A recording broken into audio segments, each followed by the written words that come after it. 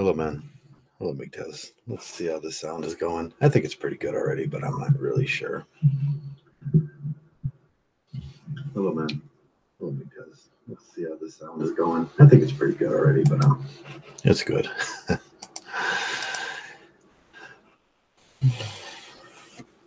So yesterday I talked a little bit about Mgtow and what we wanted to see from Mgtow, and the ultimate question was, can we pose a what's the question of Mgtow? If you were doing a book on Mgtow, what would be the initial question that you would ask yourself about this thing? What would be the philosophical question in that? There's a lot of things, and I'm going to go way around here today, so it's going to take a little while for me to do this. The first question, I was looking at Davos this week. Davos, all the richest and wealthiest people in our society were displaying extreme altruism. Extreme altruism. I'll just read the thing, the low bar down there. Capitalism remorse. It's like I always describe it like taking blankets to the homeless, because it makes you feel better about the homeless not having homes. And who has the homes? Well, the rich people own the homes, and you have to rent them from them, and that's feudalism. In lieu of they do this in lieu of providing homes for people. It seems like a great program when they do these altruistic acts, and but it's just a mask for the minimal amount of effort they'd have to do for their selfishness. It costs them very little to do these things. It's like when there's a lot of examples of this in our society. It's government taxes on houses. When government taxes on houses become so burdensome for the poor and the homeowner, what does it do? It makes people homeless. So the programs, so they take them taxes and they spend it towards the homeless people, the people they made homeless. This makes no sense at all. It's just a feel-good extreme altruism. Most taxes are extreme altruism, and they're not needed. We looked at Davos this week, and then we looked at these small acts of generosity that they do. And one of the small acts of generosity that they do is they'll build a women's shelter in South America, and they'll pat themselves on the back. And that's like, we're doing so much good. That relieves them of the responsibility of ruining the world. These are basically the same people that ruin the world, and it's a cheap indulgence in this act. It's pennies on the dollar. It's pennies on the dollar. So we get this extreme act of altruism. I was just looking at one of the articles. Sorry. I was just looking at one of the articles as I was doing that. Christian Davis was Roger Stone's girlfriend. He had an apartment in New York with Kristen Davis. You guys know who Kristen Davis is. It's just funny. The Manhattan Madam. She's a prostitute. But we look at extreme acts of altruism, and we have to start asking our question. But what is the question in Mgtow? And I'm going to get way around on this thing. What is that question? What is that question of Mgtow that you would need to actually start a book? What's that question that? Ooh, man, I'm way off on this thing here. It's a question of philosophy, and it's like Descartes saying, "I think, therefore I am," and that asks questions about the nature of men's brain in their body, and do I think, therefore I am, or am I anyways? Things like that. And so, what is the question that Mgtow? And this, I think that was the thing that Barbarossa was faced with his book, and it's the thing that stopped Barbarossa. It's the thing that we hear around here. Mgtow's a philosophy. It's not a movement. Mgtow's this big philosophy. I believe Mgtow's a philosophy, but there's that first thing, that thing that we believe in Mgtow, or at least one person believes, a great philosopher believes in. And excuse me, I'm drinking a Coca-Cola. I'm drinking a Coca-Cola, an easy way to dissolve your stomach lining. You ever see those commercials on Coca-Cola toilet cleaner? They use Coca-Cola. Think about that when you're putting that junk in your body, but it tastes great. So what would be that ultimate question? What would be, it's like, the movie where 42, that was the answer. It took us 6 million years to come up with the answer 42. And, the Hitchhiker's Guide to the Galaxy question. What was the ultimate question? And today we're going to go over a couple of these. Can a person trust authority under the influence of love? And what we're saying under the influence of love, we're talking about under the influence of chemicals and bacteria in the brain that cause the brain to manufacture love hormones. It says, can we trust these people? And Mgtow, can you trust? Is a good question. Can I trust the world which I live in? Authorities under the influence of love make biased decisions that are corrupt, and it corrupts the good. It favors personal happiness over anything that comes. They put their families in front. They put the pair bonding in front. They'll put their wives in front of everything. In a political argument, in that it would be what a human would do for his family. All corruption is based on what a person would do for his loved ones around. What is the extent that you would push corruption to for the loved ones around you in that scenario of love?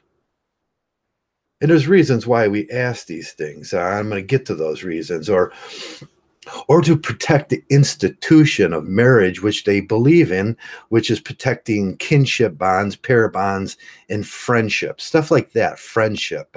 We're friends, and I love her, so I'm gonna beat this other guy up. What is the extent of their immorality? What is the extent that they're willing to push this thing? There's a social argument in this too. Are humans social creatures that need human interaction? Some people do, some people don't. That's a totally different thing. Is love needed? I would say no, love is not needed. It's just a chemical reaction to the brain. You get this personal argument. What would I do for myself? So what would I do for myself to keep such things such as love, companionship, a human bond to another, human bond to others? Would I lie? Would I kill? Would I cheat? Would I corrupt? Would I do what was necessary to keep that in the general good? And we look at what is the general good? What is the general good? And we look at, I'm looking at the general good. So we got to start looking at our authoritarian figures. And that goes back to the original trust. Trust authoritarians under the influence of love. I don't think it's a good idea to trust these authoritarians under the influence of love. Because what is the general good? Good is what's best for the preponderance of the group. Hence, evil is what's not good, or what's good for the fewest. And I think that's the best way to put it.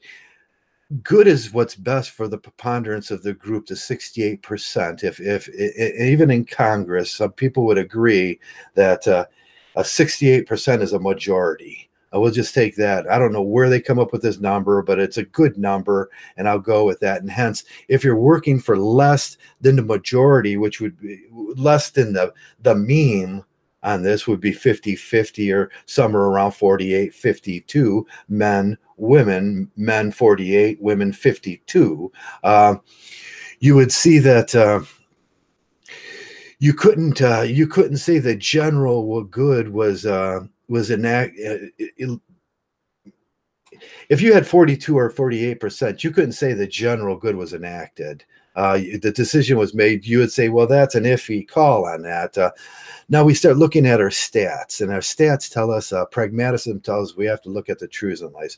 52% of Americans are married, hence 48% are not married. So the general good is not served in this this love or this bond thing. There's this argument of getting married or not getting married. But when we look out over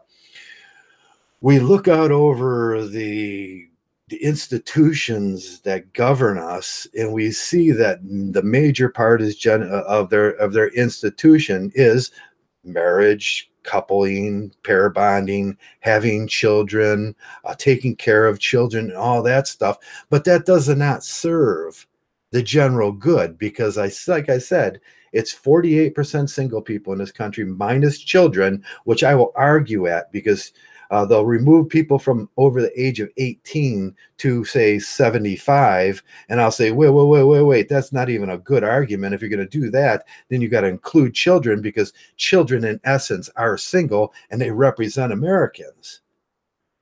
So you're skewing the stats, and the real stats is about 36% of Americans are married when you take the total. But we'll go with their stats, which puts them in the lead at 52%, which just so happens to match the percentage of women. The percentage of women, 52% of men, hence 48% are single, and that's it. And there's a strange correlation between those two, and I don't even want to go down that path, because it is simply a correlation, and I don't want to do correlations. I want to do facts today. So the general good is not served by this modern day facts. People don't support marriage. We have institutions based upon divorce and marriage and all this stuff, and most of our general institutions are rolled down and trickle down from that. So we can surmise that the general good is not served by the requirement of pair bonding in authoritarian positions. That's what I'm getting at. We looked at the original question: can you trust an authoritarian position in love? We can surmise that that pair bonding in authority, it doesn't serve a good or a purpose. Now I look at the U.S. Senate. Now I can look at the U.S. Senate right now, and I can tell you some facts about the U.S. Only 8 current U.S. senators are not married. 92% of every U.S. senator is married, and there's an astounding fact that a lot of them are married between each other. So marriage is a requirement of Congress. Marriage is a requirement of running for public office. Marriage is a requirement of being the president. Do you think Donald Trump would be a president if he was single? No, they would have discarded that shit. So it is a requirement, seeing that 92% of all senators, there are no single people representing single people in America. Now think about that astounding fact that there are no single people in positions of authority. Hence, 40% of the people of America go unrepresented.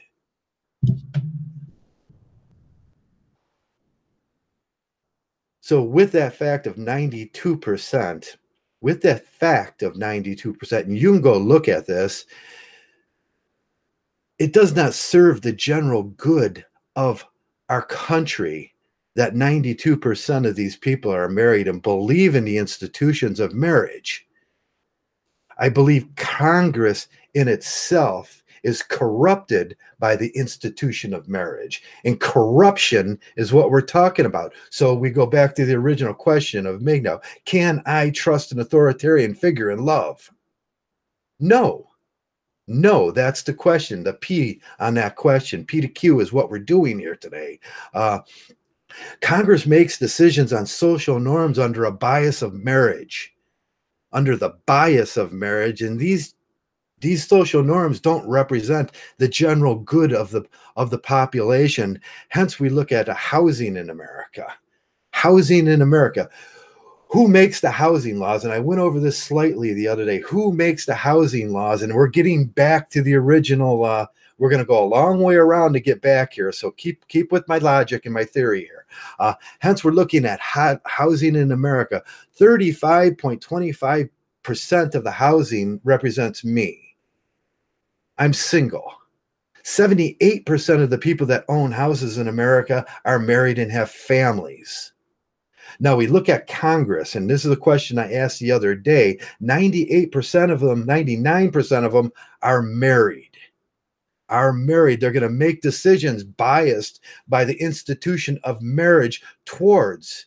But when we look at that, we look at that simple fact: 35% of the houses in America owned by, we're underrepresented by 13%. We are underrepresented in housing by 13%. Single people comprise 66.7% of all people that represent homelessness. Now think back onto what I said. Think back about what I said about homelessness and altruism. They'll give you a blanket, but they won't give you a house. They make it difficult for single people to get loans. A lot of people, single people generally represent by people after divorce. Single people are represented in a high volume by veterans in this state. And now let's take a look at veterans in this state, in this country. We have a lot of veterans that represent 34% of the homeless. Why do they represent 34% of the homeless? Because when they're away, 92% of them will get divorced. 92% of those veterans will get a divorce while they're away. This is our country representing the veterans. So we look at contrary statements in this, and I went and I pulled up what I see an awful lot, and I look at the contrary statements of homelessness. They say, although veterans and individual homelessness has increased slightly nationwide over the last 10, 15 years, most states report a decrease in both groups. 36 states in the District of Columbia reported a decrease. What does this tell you? This is a milk apple statement that's contrary in itself. The overall status of veterans that represent the homeless has risen, but in 36 states it has dropped. So that means more veterans are going to California, warm states, places that they can live on the street. The marital status of veterans makes up of 92% divorced men, 98% males. Now we look at the decisions that are being made by the 99% in Congress, in Senate, that have a bias towards marriage. We go all the way back and we look at these people in Davos. They'll throw blankets at the homeless, the 34% of homeless that are veterans, and say, cure that. Wow, I feel so good about that. I feel so good about myself now because I gave a homeless guy a blanket. He doesn't need a blanket. He needs a house. Now, when we look at some of the things that happened just recently, what is one of the things that's going to suffer under the government shutdown? Well, Freddie Mac, Freddie May, housing loans. Why is it going to suffer under? Why is it going to suffer? Because it's supposed to be businesses giving loans. So why is it suffering? Well, these loans are backed up federally by people in your government that make decisions that are married, and those decisions that roll down this ladder of marriage into our society, these biased decisions will exclude 35.25% of single people own houses, although they are represented by 48%, a 13% misrepresentation. A 13% misrepresentation. That means 13% of society out there couldn't get a loan from a house simply because they were single. Simply because they were single. They're overtaxed. They're single. Their taxes are higher. Now we start looking at extreme altruism as a cause of these things. As a cause of these things. I know I went far around on that thing. But we can see how these things work out. And it's not socialism to blame. I often see people blaming socialists. They're blaming this. It's a gentle mix, which I call social capitalism. It's social capitalism. Socialism is great for banks because they like socialism and banking, but they complain. They say they're capitalists and they like all these rules, but they have multiple, they're holding multiple theories and cognition at once. Whatever is convenient for them, that's what we're talking about. Whatever is convenient for them to grab hold of them, whether that be socialism in banking or communism in feudalism, they own the houses. They want you to rent from them. They won't give a homeless guy a house. And they'll make it so unaffordable for single people that single people often become homeless. The stats of homelessness in single were 66.77% of all single people will experience a bout of homelessness during their lives. Now we look at our Congress that has this initialized bias installed of you have to be married to be a Congress member. And we look at these guys that run around like Dennis Prager. Hence, people like Prager University saying being married doubles your income. And you can buy a house then with a woman does not serve the general good of the public, and it is evil. So hence, PragerU is evil. Proved by logic.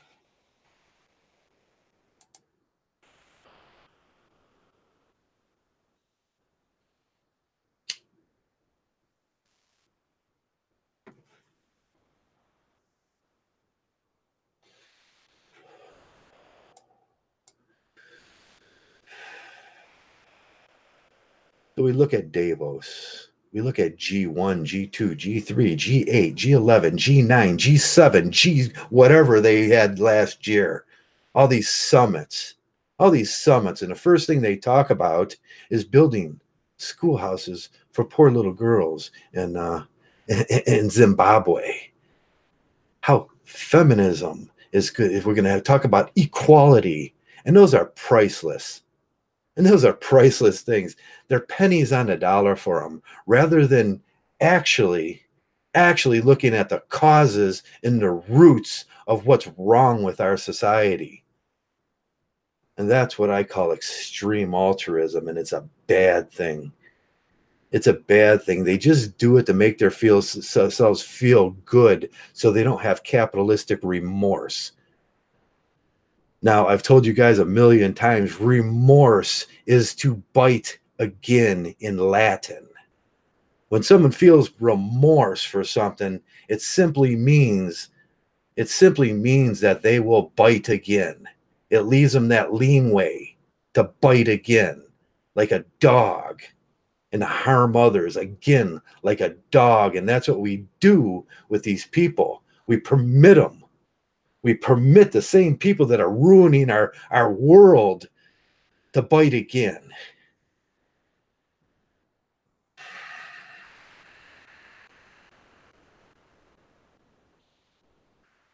Yeah, Agenda 2030. You know what the agenda of single people?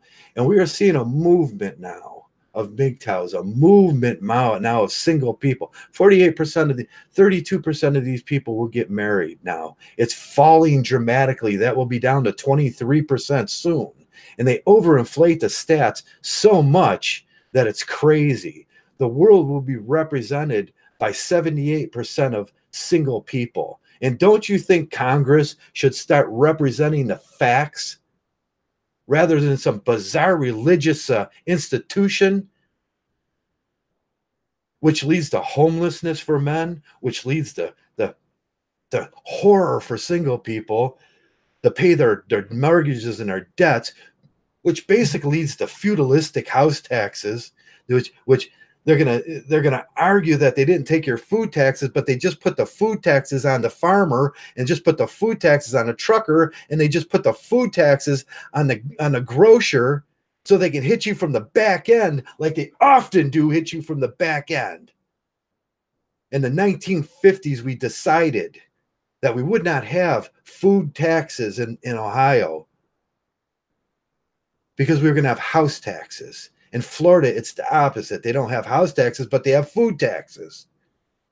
Now in Ohio, and most of the states in our country, they come and they backdoor you and they push it in real hard and they backdoor you by taxing the grocer, the truck drivers, and the farmers. It's a feudalistic tax that makes sure that every house is still owned by the government and the government officials that are chosen as winners. And those are the people on Wall Street. And it's a gentle alliance between the kings and the poor. And you will go to work and you will be a slave. And we have to wonder where the correlation between 99% married people in Congress and slavery goes. And the feudalistic taxes, but they will sit and tell you that we're doing this for the general good. It's not for the general good. It's a social fact. It's not for the general good. A social fact, that triangle. We take in altruistic taxes. I myself would like to just give give to the poor so they can rise themselves up. These good feel-good things. They go to the government. The government takes their share, like they take more than their share, and very little eventually makes it down to the actual people. Then they come around and tax your house. Then the city taxes you. Then the state taxes you. Then you get food taxes rear-ended in you. Then you get federal taxes, and you get all sorts of taxes. They want to tax your car. They want to tax your license. They want to tax everything. And eventually you end up paying 42% of your pay, so these fat-ass married people can sit on their fat asses in Congress and have a biased system that we need to tear down. Taxation is stuffed. And that's what we got to start talking about. So when we, as Mgtows, start asking the questions about what is Mgtow and a philosophy thing, what is the ant question you will ask yourself? If you're writing a book, the first chapter would be what? What would be that question you ask yourself about Mgtow? Can a person trust authority under the influence of love, under the influence of marriage, in a corrupt establishment? In a corrupt establishment, marriage has taken over Congress. The institution of marriage has taken over Congress, and it does not no longer represent you and we, the people. It represents the people like Davos. It represents the extremely wealthy, the feudalistic rich, and they like it this way. But it doesn't represent the total general good of the people. And them are the questions we have to ask ourselves. Do the social argument. Do the personal argument with yourself. Do the political argument with them. Do a P, can I trust? To the Q. Authorities under the influence of love make biased decisions and corrupt decisions in favor of the family situation. What I would do for my family. What would I do for my kids? What would I do for this loving wife? How bad of a person can I be? What corruption will I accept? You've already accepted the corruption of the institution of marriage in our institution and halls of Congress as a truth. And it is no longer a truth. It may be slightly around 50-50. That doesn't represent the total good of the people. You're excluding 48%. We wonder why we have homelessness. We wonder why we have high male suicide. Why veterans at a greater level are sitting out in the cold right now. It's all due to this biased institution of marriage that we have in our government. And we have to start representing, the country has to be represented fairly by a majority now of single people, because single people are almost the majority. And if you can do the facts right, the total population, 32% married people, to 68% single people if you include children and elderly. Single people, children are single. Their future will depend on these decisions that we make when they turn 18. And I think that gives them a vote too in this, don't you? Man, I've seen 1,000 facts. I've seen 1,000 of these arguments, these really, really milk apple, absurd arguments, the contrary statements. They use like the veterans, they use contrary statements. This is a statement from the United States government. Although veterans and individuals' homelessness increased slightly nationwide, he said, but in 36 states it decreased. That just means the homeless veterans are pushed into areas like LA and Florida and Texas because they can't die out in the cold in Ohio. So we remove them from this area because they would die if they were here right now. These idiots, these morons, these are contrary statements. They're absurd. They're absurdity. And we know as Mgtows that absurdity comes with the blue pill nation. There's a lot of absurd statements in their beliefs. How far will they go to push their beliefs? We see it around here all the time. We see married guys trying to push into Mgtow all the time. Oh, I'm your friend. No, they are not your friend. They don't represent your group. And a matter of fact, they want to take the resources from your group like they always always did.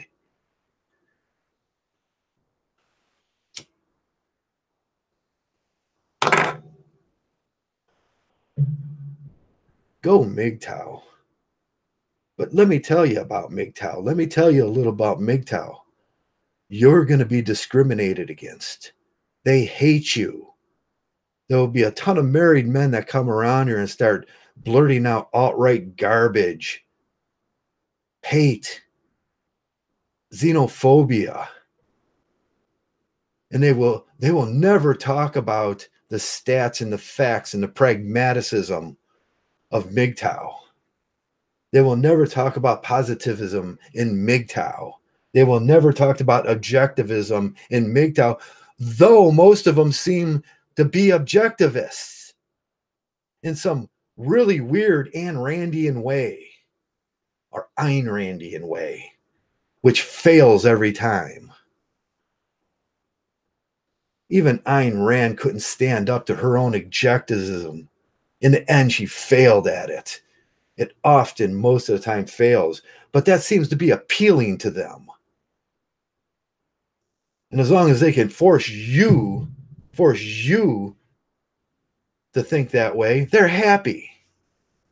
Man, I don't care which political party in Mgtow you vote for, whether you're Democrat or whether you're Republican or whether that makes no sense. Sir Oliver Holmes, one of the original founders of pragmatism,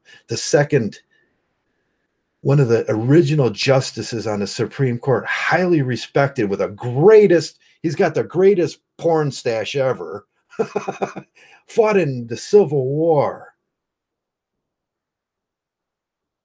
He says, when I look at law, I do away with religion and I do away with politics and I look at the means. It's like a target I shoot at. And when I'm looking up at the cosmos, how do I know where the sun is in position to the earth at that time? I can only guess. Where are the stars at? I can only guess. I take a mean of all the information I have, and I take an educated guess. And I do that pragmatically with stats, and I do that pragmatically with world experience. That's the best we can do. Do I know what happens after I die?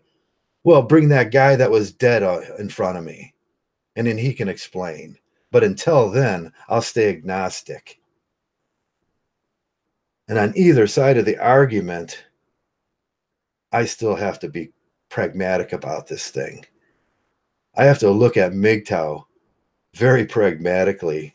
There's so much ridiculousness around here lately that a simple question of what you got, what is Mgtow? What is that ultimate question? Can anybody answer that? I think it's one ultimate question.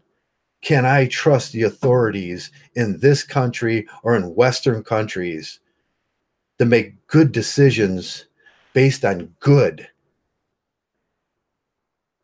for everybody, for the most amount of people? Or will they make the decision based on their own self-interest, based on their marital status?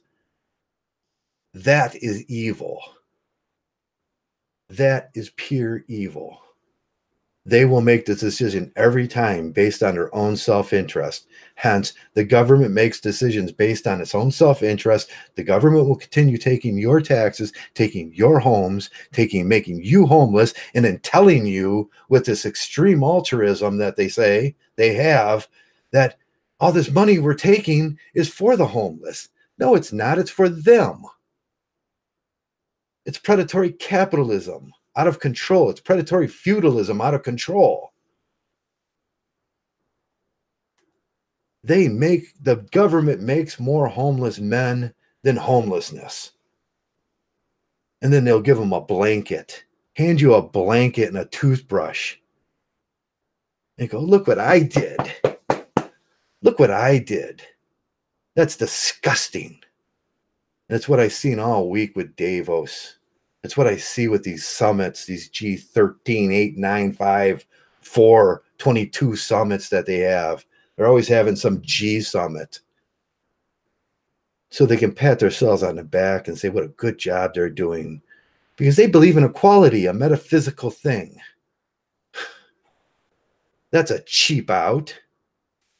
While you rape the world.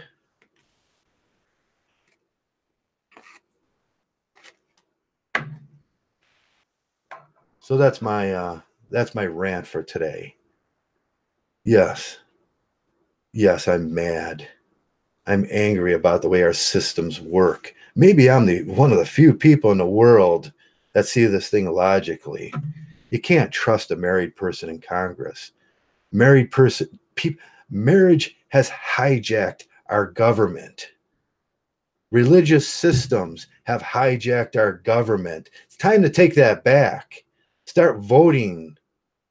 Is this person single? Is this person single? Do they understand that I'm single?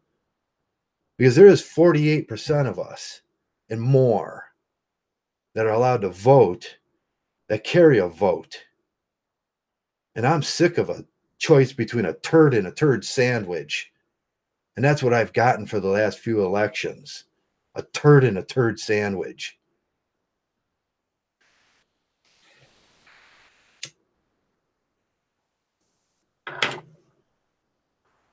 More people should be angry. Congress does not represent the good. And that's the fact about this. That's the logical summation. That's the Q in the question. The P was the question. The Q was the answer. Congress doesn't represent your good anymore. And that's worth thinking about as a Mgtow. And should you be angry? Oh, yes. Oh, yes, you should. Think about how many ways this influences you and affects you as a single male in this society. Chances are every 67.7% of you will be homeless at a point in your life. And I was, and most people were. And the grandest fact of them all, which I'm going to lay on you, is The smartest people in the world, the top 50 smartest people in the world, don't even have as much money as one billionaire. You would figure that would be different. You would figure the billionaires would be the smartest people in the world. No, they're just the greediest. They're just the most predatory. They're not the smartest people running our country. They're not the smartest people in our businesses. Why should we trust these people? We should not trust them. And that's the question which I asked. Why should you trust these people? You should not trust them. They will err every single time on the institution of marriage. 98% of them believe in that, no matter what side of the seat they fall on. And that is our society.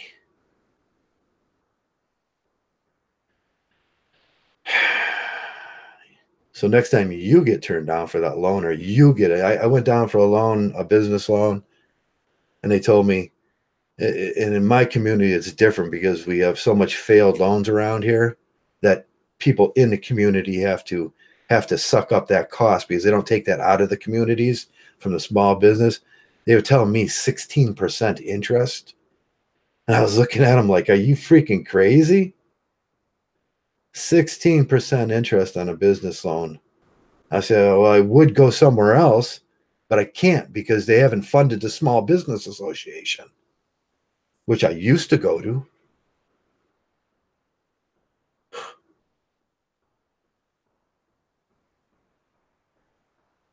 Wait till you go try to buy a house, single guy.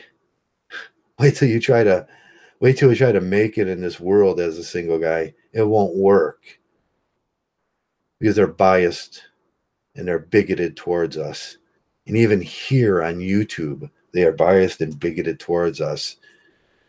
But they don't represent the good. They don't represent the most people. And never let them tell you they do. And that's all I got to say today, Mgtow. I know it was a long way around.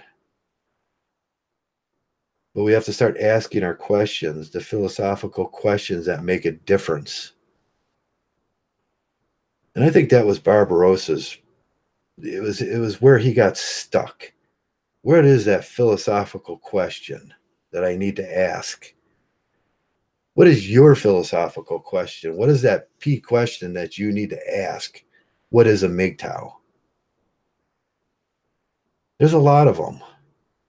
Go down and do those projects in your head, those projects of logic. You start seeing how absurd the world looks, how absurd the world acts. And then you go, oh, shoot, this hole is deeper than I thought it was. This is a deep hole.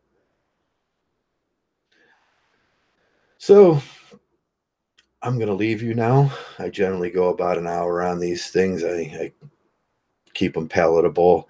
And I hope you're having a great weekend. I hope it's not too cold where you're at. It's cold as hell here. And I don't want to be here. It's just where I'm stuck. It's where I was born, and I'm stuck where I was born. I'd rather be somewhere else down south right now where it's 72 to 82. Yeah. But I'm here. But I hope your day is pretty good. I'm going to go do a few things. And I thank you all for coming around. And most of all, like always, Mgtow is a group of every single one of you guys, and every one of you guys matter, because that's the only way we're going to win. Go spread the message. Someday we will be that 54%. We will start making the rules. But until then, we got a little work to do, and it relies on every single one of you guys. You're important. You're important, and you're important. Every single one of you. And with that, I'll thank you again, like always. Thanks for being Mgtow. Mgtow.